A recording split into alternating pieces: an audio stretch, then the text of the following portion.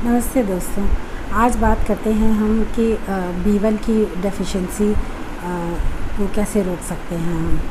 तो B1 की B complex में से एक B1 होता है जिसको थायमीन भी बोलते हैं, और ये हमारे शरीर के लिए बहुत ज़्यादा इम्पॉर्टेंट बी कॉम्प्लेक्स का एक पार्ट है।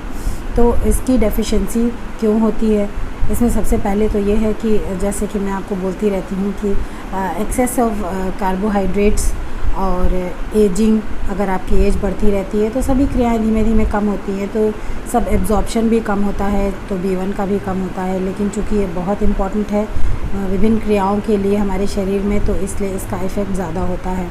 इसके अलावा अल्कोहल इंटेक है, और फिर अगर हम अपने खाने को बहुत ज़्यादा हीट करते हैं या बार बार हीट करके खाते हैं तो उसमें भी हमारा B1 जो है वो समाप्त हो जाता है। इसके अलावा कुछ डिजीज़ेज़ हैं जैसे कि डायबिटीज़ में B1 की कमी हो जाती है। एक तो एब्जॉर्प्शन उसका कम हो जाता है हमारे शरीर में, हमारे इंटेस्टाइन्स के द्वारा, तो इसकी वजह से कमी होती है। और दूसरी चीज़, डायबिटीज़ में एक कॉमन ड्रग है मेटफॉर्मिन, जो कि बहुत ज़रूरी है। अगर आपको प्रिस्क्राइब की गई है तो किसी वजह से की गई है, B1 की डेफिशिएंसी की वजह से नहीं की गई है, लेकिन आपको लेना चाहिए और उसके साथ में B1 से उसको सप्लीमेंट करना चाहिए।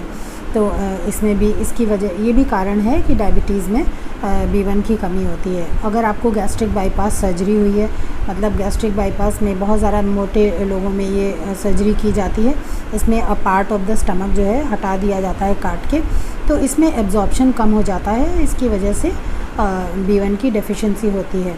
और एक बहुत इम्पॉर्टेंट कॉज़ है कि आपके स्टमक में अगर एसिड की कमी है, जिसकी वजह से मिनरल्स और बी कॉम्प्लेक्स वगैरह सारे विटामिन्स वगैरह एब्जॉर्ब होते हैं, तो अगर उसकी कमी है आपके शरीर में तो भी आपके शरीर में B1 की थायमीन की कमी हो जाएगी।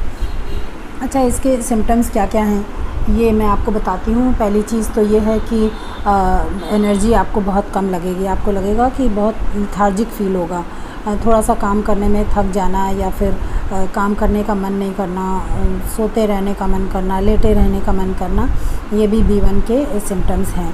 और इसको जो है, इसकी डेफिशिएंसी को मेडिकल टर्म्स में बेरी कहते हैं।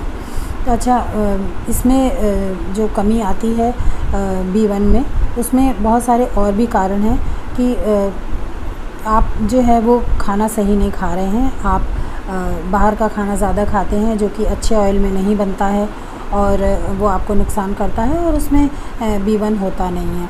और बाहर के खाने में ज़्यादातर कार्बोहाइड्रेट्स बहुत ज़्यादा प्रचुर मात्रा में होते हैं, तो जैसे पिज़्ज़ा है, बर्गर है या चाउमीन है, सब में कार्बोहाइड्रेट्स बहुत होते हैं। इसके अलावा और भी सारी चीज़ें डाली जाती हैं इसमें जो कि टेस्टी बनाती हैं, लेकिन वो हमें और आपको नुकसान करती हैं। तो कभी कभी फिर भी इनको खाना ठीक रहता है, लेकिन कभी कभी का मतलब है 1-2 महीने में एक बार, इससे ज़्यादा नहीं, और वो भी मात्रा में कम। अच्छा, इसमें ये B1 जो है वो हमारे माइटोकॉन्ड्रिया को प्रोटेक्ट करता है, मतलब उनको सेफ़ रखता है और काम करने के काबिल रखता है। माइटोकॉन्ड्रिया एक छोटे छोटे ऑर्गेनेल होते हैं जो कि एनर्जी प्रोड्यूसिंग होते हैं, हमारे सेल्स में एनर्जी बनाते हैं। तो ये हमारे सेल्स के अंदर पाए जाते हैं, जो कि एक बहुत ही इम्पॉर्टेंट ऑर्गेनेल है, और वो एनर्जी प्रोड्यूस करती है हमारे शरीर में, हमारी क्रियाओं को मतलब कार्य रूप देने के लिए। और ये जैसे कहा जाता है कि ये अल्ज़ाइमर्स में भी बहुत काम करती है। अगर इसकी डेफिशिएंसी है तो ओल्ड एज में जाके आपको अल्ज़ाइमर हो सकता है। और भी इसके जो सिम्टम्स हैं वो मैं आपको लाइन से बता देती हूँ।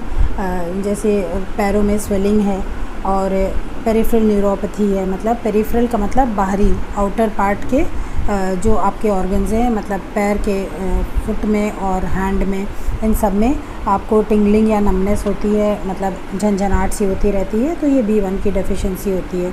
न्यूरोपैथी मतलब न्यूरो मतलब नर्व, और उसकी प्रॉब्लम मतलब पैथी।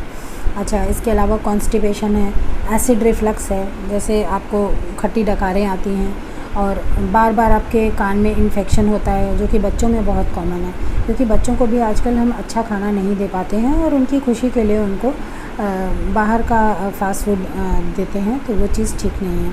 अच्छा, इसके अलावा एक्सेसिव स्वेटिंग, मतलब बहुत ज़्यादा आपको स्वेटिंग होती है या फिर बिल्कुल स्वेटिंग नहीं होती है, दोनों ही चीज़ें जो हैं वो B1 की डेफिशिएंसी में पाई जाती हैं।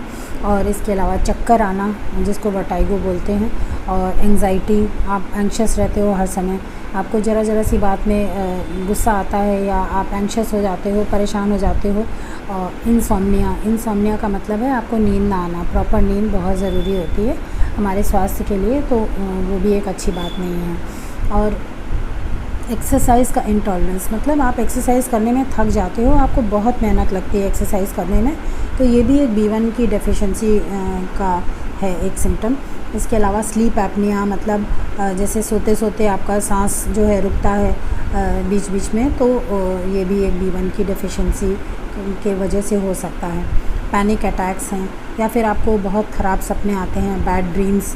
और इसके अलावा sudden infant death syndrome, SIDS, ये भी इसमें भी B1 की डेफिशिएंसी देखी गई है। सडन इन्फेंट डेथ सिंड्रोम में ये होता है कि अचानक, कभी कभी आपने सुना होगा कि बच्चा सो रहा था, छोटा बच्चा, और वो एकदम से वो उठा ही नहीं उसके बाद, तो इसमें भी ये देखा गया है।